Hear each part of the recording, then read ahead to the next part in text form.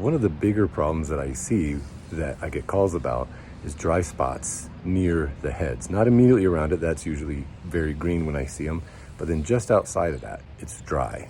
So why does that happen? Well, most of the time, it's because they've been adjusted incorrectly. I know what I just said, and I want to add, other reason why you get those green rings, those bright green donuts right around sprinkler heads, and then a little deadness, and then green outside of that, is also because the heads may be buried too deep and they're not popping up high enough. Another reason is that the grass is too tall, or the heads are kind of crooked off to one side. So there's another couple of reasons why you might get that green ring, that green donut right around a sprinkler head. So as you can see here, you've got a nice rotor head shooting out a stream. And so I get a lot of calls saying, well, this area in the middle here is not getting water at all, so we need to adjust it. And it's true, you can see the stream right here really well. But what you can see right now is actually you have a nice misting going underneath here. The longest part, the furthest reach, does look like it has larger droplets, and it does. But there's a reason for that. It's because it has to cover a larger area in the same amount of time. So this area here doesn't need as big of water droplets. You can see here, it just gets a mist. But further out, we need larger water droplets because it's covering a larger area. So this is really getting good coverage. But what sometimes happens is people assume that because the larger droplets are here, only the outside circumference of this radius is getting, not radius, but sprinkler coverage is getting water and nothing up close.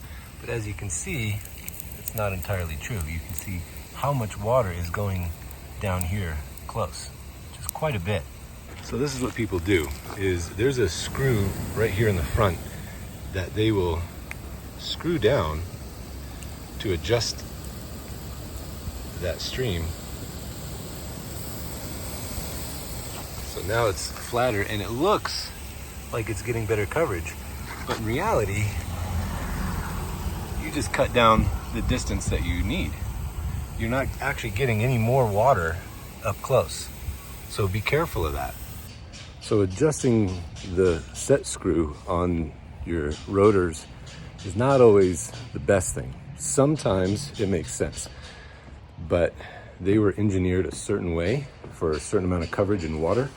So it's best to try and keep it that way and stick to the original design. Now, the big problem I see is people putting in big heads in small areas, and to compensate, they screw it down so it sprays shorter. It works, it gets the water there. Is it efficient? Maybe. Is it how it's designed? Definitely not. So I see it happen a lot. It's really common, and it's not the end of the world. But the best thing to do is figure out how much water your lawn actually needs, time it, put the cup out there or the can, which I talk about in another video about how much water your lawn needs, and determine if you need to change out the nozzle or if you need to change out the head. So how do you fix these type of dry spots? Well, the first thing to do is make sure that your lawn is mowed to the right height and it's not too high around the sprinkler heads. A lot of times when we mow, we avoid the sprinkler heads, or they're a little set down, and so we mow and the grass is actually a little longer right there. So you might have to trim around those. The next thing to do is maybe raise those sprinkler heads up. You can do that by digging them up and adding a riser or lifting them up from the funny pipe or the swing pipe. So mow the lawn at the right height. You might have to raise the sprinkler head. And also, you might have to check the nozzle, make sure it's the right nozzle for the right area. And that set screw, check that set screw as well. That could be screwed down too far, and then you're not getting that even engineered pattern that the manufacturer wants. The other thing is make sure those heads are level, because sometimes they're leaning one way, and so it's shooting down into the ground on one side and shooting way up on the opposite side. So make sure that your heads are level as well. That's great. You can see the nice rain curtain coming down on the grass here. Well, I hope this video has been helpful, and if you like it, let me know. We'll look forward to seeing you in the next one, and until then, let's get back to work.